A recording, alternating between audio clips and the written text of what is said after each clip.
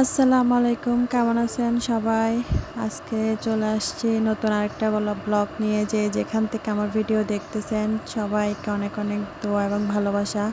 দেশ এবং দেশের বাহিরে যেখান থেকে দেখতেছেন সবাই একটা করে লাইক করবেন এবং কমেন্টস করবেন। সাবস্ক্রাইব যারা করছে তাদেরকে ধন্যবাদ, যারা করেন নাই তারা সাবস্ক্রাইব করবেন। আপনারা সাবস্ক্রাইব করে আমার পাশে থাকবেন এবং ভিডিওটি না টেনে ফুল ওয়াচ করবেন।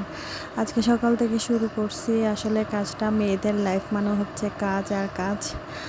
মেয়েরা হচ্ছে, মানুষ বলে না যে কি অফিস ওয়ার্কাররা আপনার জব করা হচ্ছে 8 ঘন্টা বা 10 ঘন্টা, আর মেয়েদের কাজ হচ্ছে 16 ঘন্টা ফ্যামিলির জন্য করা। আসলে এখন এখানে আমি সকালবেলা থেকে শুরু করছি, যেহেতু এখানে পরোটা ফ্রাই করতেছি। বাচ্চার স্কুল আছে, বাচ্চাকে স্কুলে দিয়ে একটু রিয়াজউদ্দিন বাজারে যাব। এই যে চলে আসলাম রিয়াজউদ্দিন বাজারে আসার আসলে একটা মেন রিজন ছিল হচ্ছে আমার বাচ্চার খাবার শেষ হয়ে গেছে। বেবি ফুডগুলো এগুলো আসলে সবসময় সব জায়গায় পাওয়া যাচ্ছিল না, যার কারণে রিয়াজউদ্দিন বাজারে আসা। রিয়াজউদ্দিন বাজারে এসে দেখলাম এখানে বিভিন্ন রকমের ফ্রুটস। আসলে আমি তেমন একটা কখনো রিয়াজউদ্দিন বাজারে আসি নাই, এই এখন নিয়ে মনে হয় 3rd টাইম কি 4th টাইম। আমি তেমন একটা চিনিও না। এখানে এসে বেল দেখলাম, বেল দেখে আমার কেন জানি বেল খেতে ইচ্ছে করতেছে, তো বেল নিলাম। কিন্তু সব শয়তান মার্কা ছেলেটার এই দোকানটা দেখলাম, শয়তান আস্তা ছেলেটা, ভালো না। সে দেখতেছি বার্গেনিং করতেছে, সে উল্টা উল্টা কথা বলতেছে, ভালো লাগে নাই। তারপরেও দরদাম করে নিছি। সে আমার চাইতেও একটা বয়স্ক মানুষের সাথে সে খুব রুডলি বিহেভ করছে, যে জিনিসটা আমার আসলে খুব খারাপ লাগছে। তার মধ্যে আমরা আসার পরে দেখলাম যে একটা ইনসিডেন্ট সে একটা বয়স্ক মহিলার সাথেও করলো।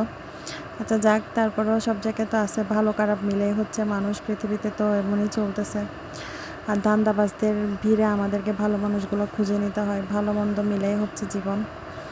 এখন এখান থেকে ফাইনালি নিলাম। এই যে বয়স্ক লোকটার সাথে সে বার্গেনিং করলো, মানে একটু খুব বাজেভাবে বিহেভ করছে, ভালো লাগে না। আর আমরা এদিক দিয়ে 4-5টা ঘুরে ঘুরে ওখানে মানে খোঁজ নিচ্ছি যে কে ওখানে ফরেজগুলো পাওয়া যায় কিনা, বাট আনফর্চুনেটলি বেশিরভাগ দোকানেই ফরেজগুলো পাওয়া যাচ্ছিল না। কারণ দেখা যাচ্ছে ওখানে মাঝখানে করে বাইরের কান্ট্রিতে যেহেতু অনেক হয়েছিল, হাঙ্গামা হয়েছে, সবাই জানে যুদ্ধ হয়েছে, যার কারণে ওই যে ইম্পোর্টাররা নাকি ইম্পোর্ট করতে পারে নাই ঠিক মতো। তারপরেও আমরা বেশ কয়েকটা দোকান ঘুরে ঘুরে দেখতেছি, আনফর্চুনেটলি এখন পর্যন্ত পাই নাই। সবাই বলতেছে ওই দোকানে যাও, এই দোকানে যাও, যাচ্ছি ঘুরতেছি, বাট পাচ্ছি না। আর আমি ছোট করে ভিডিও করলাম। আমার আসলে রিয়াজউদ্দিন বাজার সম্পর্কে তেমন কোনো আইডিয়া নেই। চট্টগ্রামের মানুষরা জানে চট্টগ্রামের মধ্যে রিয়াজউদ্দিন বাজার হচ্ছে সব কিছুর জন্য সেরা। আর এই বাজারের মধ্যে সব কিছু আসে বাইরের থেকে বলেন, বা পুরা চট্টগ্রামের বড় বাজার হচ্ছে এটা। এখান থেকে পাইকারি, খুচরা সব ব্যবসায়ীরা এই বাজার থেকে নিয়ে বিভিন্ন জায়গায় নিয়ে যায় পণ্য, প্রোডাক্ট, কাঁচা বাজার বলেন, সব কিছুই। এখানে হাঁটতে হাঁটতে বেশ কিছু দোকান ঘোরার পরে মাঝখানে দেখলাম এখানে কিছু দোকানও আছে, পান সুপারির দোকান, তারপর হচ্ছে শুটকির দোকান। শুটকিগুলো সাজিয়ে রাখছে খুব সুন্দর করে। শুটকি মানে হচ্ছে চট্টগ্রামের ঐতিহ্য, চট্টগ্রামের মানুষরা শুটকি বেশি পছন্দ করে।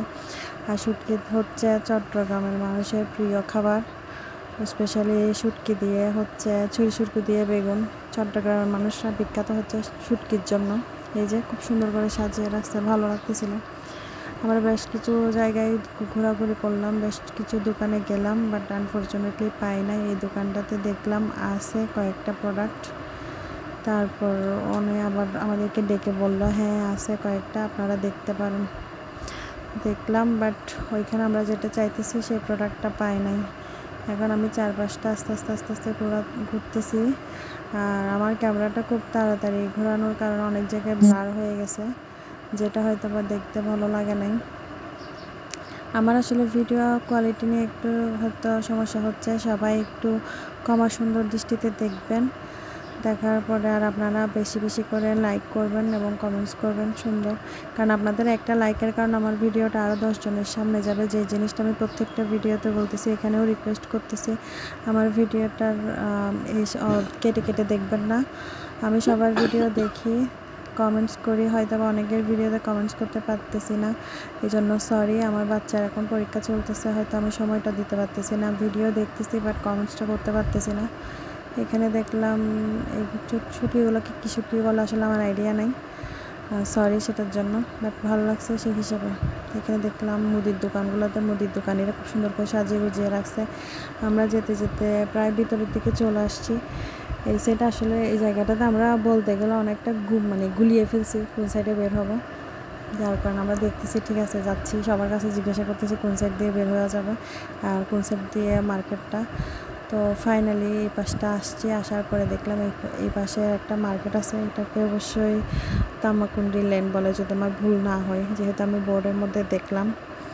ওইখানে এসে দেখলাম বোরকার বিভিন্ন রকমের বিভিন্ন কিছু শপ আছে। আসলে আমি সব কিছু মার্কেট থেকে কেনার কারণে আমার এখানকার সম্পর্কে তেমন কোনো আইডিয়া নাই, বাট সবার মুখে শুনি যেহেতু এখানে নাকি সবচেয়ে বিখ্যাত মানে পাইকারির জন্য সবাই সব দোকানিরা নাকি এখান থেকে নিয়ে যায়, বাট আমার এখানে আসা হয় না, তাই আমার আসলে আইডিয়াও নাই।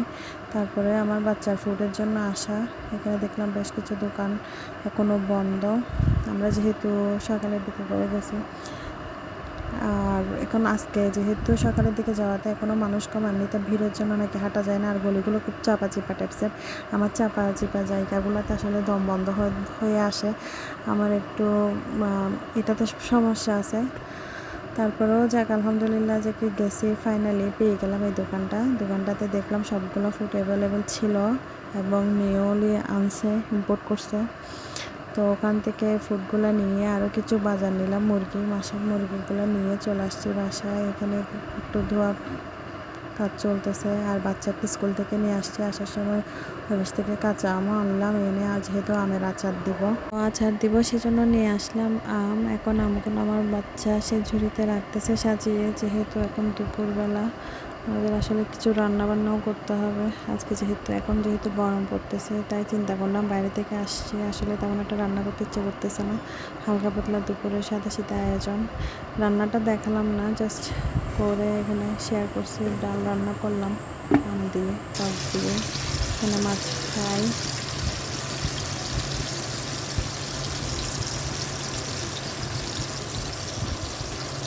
আর এখানে কচুরলতিটা আসলে বসাবো, আমি জানি না কাদের কচুরলতি পছন্দ, বাট আমার পার্সোনালি পছন্দ এই কচুরলতিটা। আর আমি কচুরলতিতে বেশি করে রসুন দিলে আসলে কচুরলতিতে গলাটা চুলকায় না, আর এমনিতে এই লতিগুলো ভালো, এগুলোতে আসলে তেমন একটা গলা চুলকায় না। এপাশে সবজি ভাজি বসিয়েছি, এটা অলমোস্ট হয়ে গেছে। সবাই দেখবেন কার কেমন লাগতেছে আমার ভিডিওতে, কমেন্টস করে বলবেন। আর সৌদি প্রবাসী আপুকে অনেক অনেক ধন্যবাদ। এই আপুটাকে আসলেও কলিজার মতো একটা বোন, তাকে আমি চিনি না যাই না, বাট সে আমার সাথে এমনভাবে মিশছে যেন সে আমাকে অনেক বছর ধরে চেনে। আপু তোমাকে অনেক অনেক অনেক অনেক দোয়া এবং ভালোবাসা, তুমি যেমন সবসময় খবর নিচ্ছ। আসলে সব কিছু এত ব্যস্ততা মিলিয়ে আসছি, সব কিছু মিলিয়ে আসলে ভিডিও করে এডিট করব এই সময় সর্বদাটুকু পাচ্ছি না, যার কারণে মানে ভিডিও দেওয়া হয়ে উঠতেছে না। আর তুমি সবসময় আমার খবর নিচ্ছ, তোমাকে অনেক অনেক ধন্যবাদ, অনেক অনেক ভালোবাসা তোমার জন্য। আজকের ভিডিওটা আসলে এখানে করছি, সবাই কার কেমন লাগছে বলবেন, আর কারো কোনো কিছু জানার থাকলে কমেন্টস করবেন। সবার জন্য অনেক অনেক দোয়া আর ভালোবাসা। আর আমি কচুরলতিটা এখানে বসিয়ে দিলাম, আর যেহেতু আম নিয়ে আসছি কাঁচা আম দিলাম কয়েক টুকরা, কাঁচা আম দিয়ে কচুরলতিটা ভালোই লাগছিল আমার কাছে। আজকের মতো সবাইকে অনেক অনেক ধন্যবাদ, আল্লাহ হাফিজ।